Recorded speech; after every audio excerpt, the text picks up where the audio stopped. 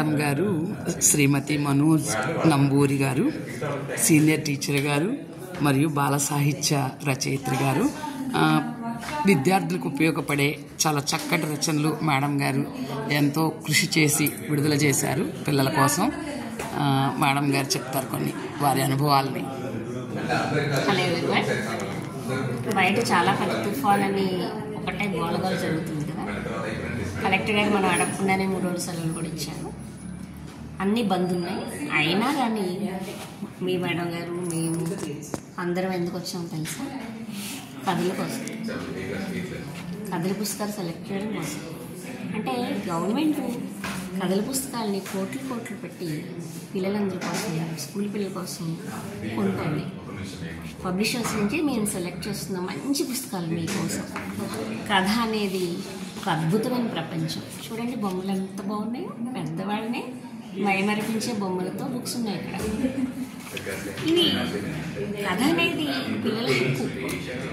ఇంతకుముందు మేమందరం కూడా, టీచర్స్ అందరం కూడా మా అమ్మమ్మో తాతయ్యో నాన్నో చెప్పిన కమ్మటి కథలు విన్నటువంటి అదృష్టవంతులు.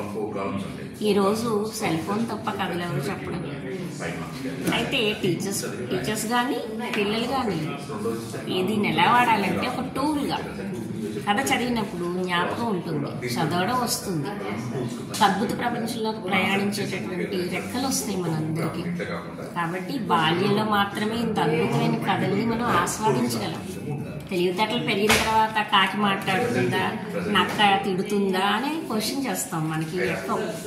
కానీ మీకోసం రచయితలు పబ్లిషర్స్ చాలామంది ఉద్యమాలు చేస్తున్నారు కథల మీద. మీకు బాల్యానికి కథలు దూరం చేయొద్దు అని చెప్పి ఇంతమంది కృషి జరుగుతుందన్నమాట. పిల్లలు మీకు తెలియదు, టీచర్స్ కూడా దయచేసి దీన్ని ఒక టూల్గా వాడి కథలకు వాళ్ళు చెప్తూ వాళ్ళ మొహంలో ఆనందం ద్వారా మీరు తిరిగి ఎంతో రీఛార్జ్ అవుతారనమాట. కాబట్టి మీ వీలైనప్పుడల్లా పిల్లలకి కథ చెప్పండి, పుస్తకాలు ఇవ్వండి.